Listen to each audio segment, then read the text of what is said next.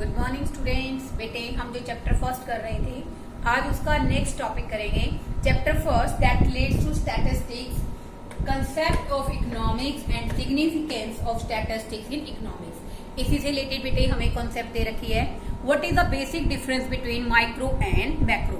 वैसे तो देखो बेटे माइक्रो का मीनिंग होता क्या है। Micro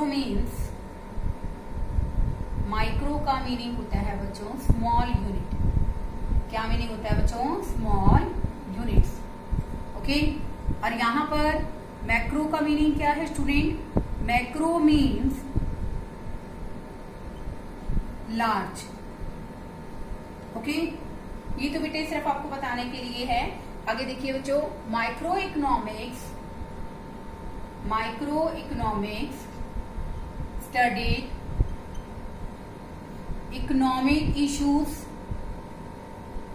economic issues and economic problems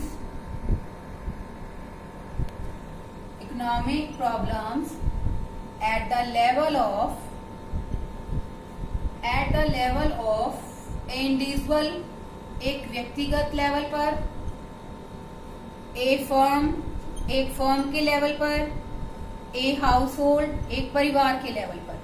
यहाँ पर कहने का मतलब क्या है बच्चों कि माइक्रो जो है बेसिकली इसका अर्थ क्या है बेटे कि माइक्रो इकोनॉमिक्स हमारी आर्थिक समस्याओं के बारे में स्टडी करती है, लेकिन एक व्यक्ति के लेवल पर, देखिए सिंगल यूनिट। ओके।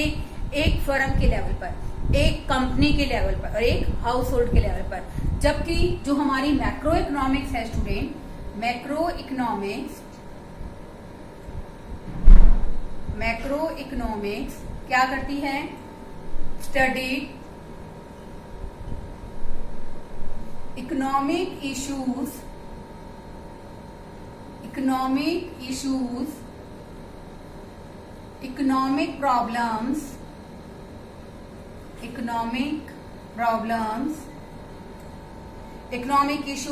प्रॉब्लम्स की स्टडी करती है एट द लेवल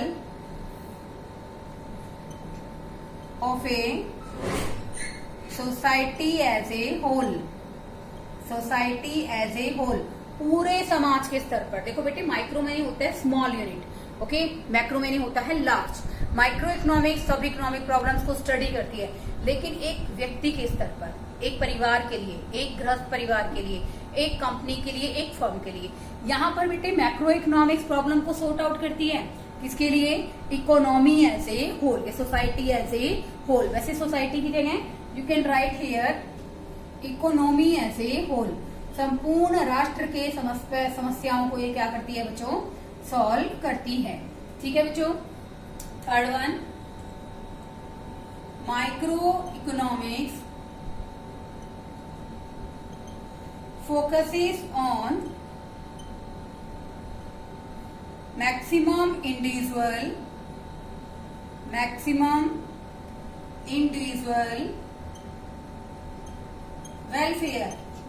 इसका जो फोकस है माइक्रो का, ये एक व्यक्ति के लेवल पर सोचती है, तो एक व्यक्ति के कल्याण से संबंधित सोचती है, उसके इंडिविजुअल गेन के बारे में सोचती है। जबकि जो हमारी मैक्रो इकोनॉमिक्स है, मैक्रो इकोनॉमिक्स क्या करती है? focuses on maximum social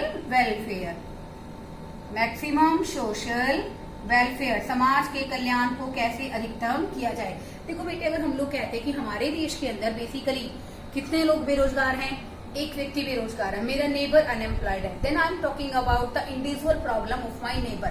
this relates to micro economics. At present 2018 and 19 4.35 crore peoples are unemployed. तो ये प्रॉब्लम किसकी है बच्चों? हमारी मैक्रो इकोनॉमिक्स की। अगर हम कहते हैं एक व्यक्ति बेरोजगार है, एक व्यक्ति पुअर है, then I am talking about micro economics. When we are talking about whole population in a country, कि कंट्री के अंदर वर्ल्ड के, हमारे इंडिया के अंदर वर्ल्ड के 50% से ज्यादा लोग क्या हैं? पुअर हैं, और वो इंडिया के अंदर रहते हैं, then I am talking about macro economics. और हम लोग इसमें एक पॉइंट और ऐड कर सकते हैं बच्चों, माइक्रो इकोनॉमिक्स को Microeconomics is वाइडली नोन, इसको हम लोग कहते हैं student widely known as price theory. इसको बच्चों हम लोग क्या कहते हैं? Price theory. ओके, और मैक्रो इकोनॉमिक्स को हम कहते हैं macro economics known as income and employment theory.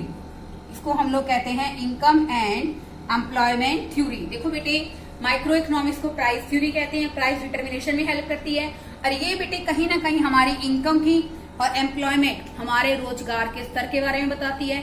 So it is widely known as income and employment theory. Okay बच्चे, अच्छा क्वेश्चन है, ये आपके 12th लेवल पर भी आता है। देन प्रिपेयर अकॉर्डिंग टू 3 और 4 marks. Now come to the next topic, statistics. देखो बेटे, स्टैटिस्टिक्स को जनरली हम क्या कहते हैं? The numerical information are called statistics. लेकिन बेटे basically every information which is in terms of numerical may not be statistics. Why? Because if the numerical data, collection of numerical data have no purpose, no comparison, then it's only a numerical data, संख्यात्मक आंकड़े कहलाएंगे अगर हम उनको compare नहीं कर सकते। Now come to the definition. Statistics a branch of mathematics. Mathematics की एक ब्रांच है which are related to, जो किससे संबंधित है? आंकड़ों को, डाटा को कलेक्ट करने से, उनको प्रेजेंटेशन करने से, उनका एनालाइज करने से, हर तरह से डाटा को कलेक्ट करने से, उनका प्रेजेंटेशन करने से, एनालाइज करने से, और स्टूडेंट यहां आएगा इंटरप्रिटेशन, इंटरप्रेट करने से। 2 बार प्रेजेंटेशन आ गया था, it's a minor mistake student, you can write also here. Statistics क्या है? ब्रांच ऑफ मैथमेटिक्स है which are related to collection of data, presentation of data, analyse of data, interpretation of numerical data. देखो बेटे, statistics हमारी mathematics की branch है जिसमें हम लोग डाटा को कलेक्ट करते हैं, उनको रिप्रेजेंट करते हैं। There are many types of collecting the data. मैं आपको नेक्स्ट वीडियो के अंदर जब आपको पूरा टॉपिक कराऊंगी स्टेजेस का, वहां मैं आपको डिफाइन करूंगी। सेकेंड वन क्या करते हैं? हम लोग प्रेजेंट करते हैं। प्रेजेंटेशन हम किसी भी तरह से कर सकते हैं बेटे। टेबुलर प्रेजेंटेशन कर सकते हैं, टेबल की फॉर्म में जैसे आप बनाते हो लॉ ऑफ डिमांड की, ठीक है ना, यूटिलिटी एनालिसिस की, these all are the tables. Okay, second one presentation हो गया। एनालाइज करना, एनालाइज का मतलब क्या है? कि डाटा को बेसिकली परसेंटेज में, एवरेज में, as well as regression analysis में कन्वर्ट करना। Last one interpretation. इंटरप्रिटेशन क्या होता है? कि बेसिकली जो हमने इंफॉर्मेशन ली है उसको पूरी तरह से इंटरप्रेट करना in a numerical form is called statistics. वैसे तो बेटे in a simple language we can say that क्या है statistics? Quantification of the fact, तथ्यों का न्यूमेरिकल, न्यूमेरिकल मैंने संख्यात्मक विवरण है, विच आर न्यूमेरिकली एक्सप्रेस्ड, जो न्यूमेरिकल होते हैं, and so much comparable, and so much comparable. ये क्या है? क्वांटिटी है फैक्ट की, तथ्यों को जिनकी हम क्वांटिटी की बात कर रहे हैं, क्वांटिटी है जो हम न्यूमेरिकल फॉर्म में रिप्रेजेंट करते हैं, and there are so much comparable, then it is called statistics. Here are some examples. First one हम कह लेते हैं कि बेसिकली राम की जो इनकम है वो है student 60,000 rupees per month. Numerical तो है नहीं है? ऑब्वियसली है, but it is not called statistics because it has no quality of mutually related as well as, ना तो किसी से संबंधित है, हम कंपेयर कर सकते हैं इसकी, तो ये स्टैटिस्टिक्स नहीं है। अगर मैं कहती हूं इरफान पठान की जो हाइट है, क्रिकेट प्लेयर है, यू ऑल नो दैट, उसकी जो हाइट है 6 फीट 5 इंचेस है।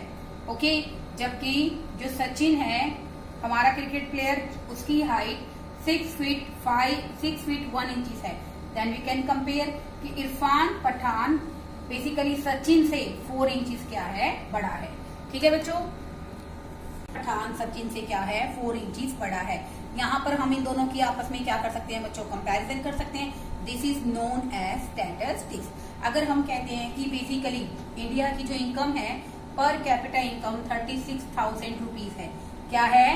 पर कैपिटा इनकम 36,000 रुपीज है, तो ये कोई स्टैटिस्टिक्स नहीं है, एवरेज तो है, but this is not called statistics. फिर मैं कहती हूँ कि चाइना की जो बेसिकली पर कैपिटा इनकम है वो 58,000 रुपीज है। तो क्या हो गया है, this is shows the comparison.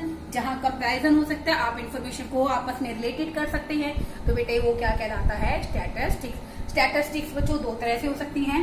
Basically statistics को हम लोग दो तरह से डिफाइन कर सकते हैं बच्चों। यहाँ पर एक तो होता है स्टूडेंट सिंगुलर सेंस और एक होता है बेटे यहाँ पर plural sense. Okay, singular sense और प्लूरल सेंस। आपको जो थोड़ा बहुत मैंने बेसिक सिखाया है, ये बेसिक की शॉर्ट वीडियो इसलिए बना रही हूँ बेटे ताकि आप थोड़ा थोड़ा पढ़ें और साथ साथ प्रिपेयर करें। Okay, thank you students.